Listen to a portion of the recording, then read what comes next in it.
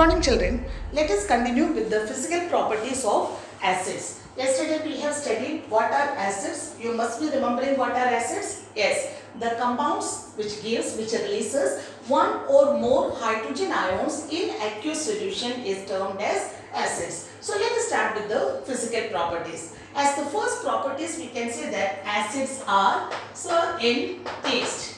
Again children, don't try to find out the taste of sulfuric acid or hydrochloric acid. Okay, but generally we can say that acids are sour in taste. Second property we can say that acids turns blue litmus to red. Not only litmus, you have studied about other indicators. So generally whatever be the color change, acids will be showing that particular color. So generally we can say that they turn blue litmus to red. Third one we can say that they are corrosive in nature. Acids are corrosive in nature. That is why normally we ask you to be very careful when you are doing the experiments in the lab. Is it clear children? That is about the general physical properties. Now let us study about the chemical properties of acids. Chemical properties of acids. The first one we can consider reaction with metals. Okay, first chemical property we can consider reaction with metals. That is acid react with metal and produces corresponding salt and hydrogen. Is it clear? Any acid, whatever be the nature of acid, acid react with metals and liberates hydrogen as the common hydrogen will be in the gaseous state and you will get the salt. Okay, let us see this with the help of a simple experiment. You can just attach a test tube to a iron stand. Here attach a test tube to this and here you can keep a trough. Okay, fill this trough with half of the trough with water. Here first you can take some zinc granules. Okay, zinc granules, and then you close this test tube by means of a two-holed rubber cork. That is a rubber cork which possesses two holes. Through one hole you introduce a thistle funnel. This is a thistle funnel, and through the other hole you introduce a delivery tube. The other end of the delivery tube you can keep it inside the trough. Is it clear children, the experimental arrangement? So first we have attached a boiling, you can take instead of test tube you can take a boiling tube only, attach this to a iron stand and take some zinc granules in this boiling tube. Close this boiling tube by means of a rubber cork which is having two holes. Through one hole you introduce a thistle funnel and through the other hole you can introduce a delivery tube. The other end of the delivery tube you can keep it inside water placed in a trough.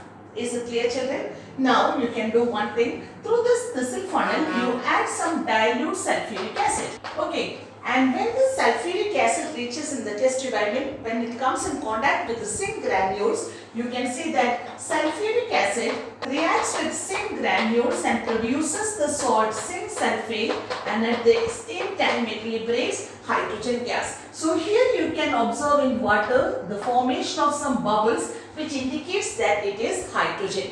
Now, in order to prove that the gas produced is hydrogen, you can bring a burning splinter near this. Okay, just bring a burning splinter.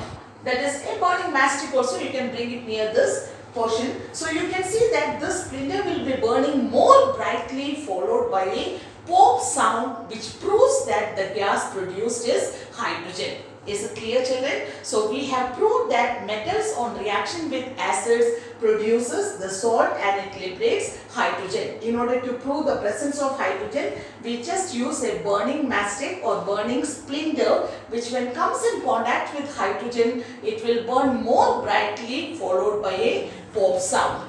Okay, that is about the first chemical property of acids. Second one we can consider reaction with metal oxide. Second one is with metal oxide. Okay, this metal oxide children are termed as basic oxides. Metal oxides are otherwise termed as basic oxides since these oxides on reaction with water produces bases. That is why metallic oxides are otherwise termed as basic oxides. So we can say that hydrochloric acid reacts with the magnesium oxide which is a metal oxide or basic oxide and produces again salt and we will get water.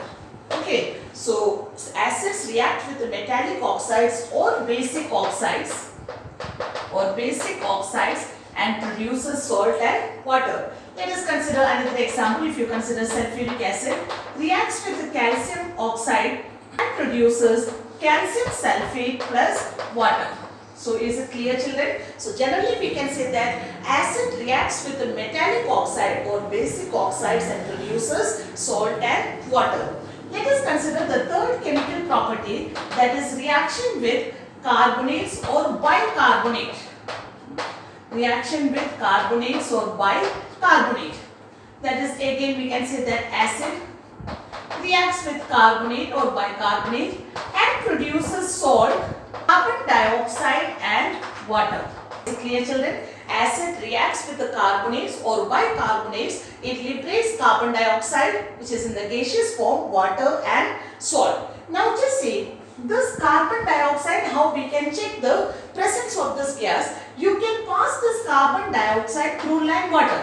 When you pass carbon dioxide through lime water, it turns milky due to the formation of calcium carbonate. Okay, children, when you are passing carbon dioxide through lime water, it turns milky due to the formation of calcium carbonate. And if you pass carbon dioxide continuously through this calcium carbonate, it becomes colorless due to the formation of calcium bicarbonate.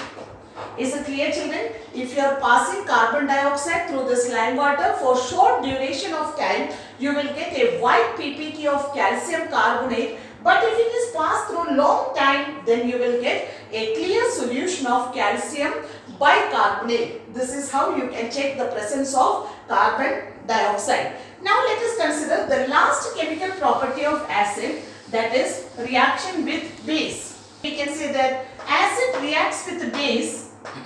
Acid reacts with a base and produces salt and water. Clear, children? Acid reacts with the base and produces salt and water. Let us consider another example. If you take sulfuric acid and calcium hydroxide, you will be getting calcium sulfate and water. So whatever be the acid or base, it reacts each other and results in the formation of salt and water. And this process in which an acid reacts with the base to form salt and water is termed as neutralization.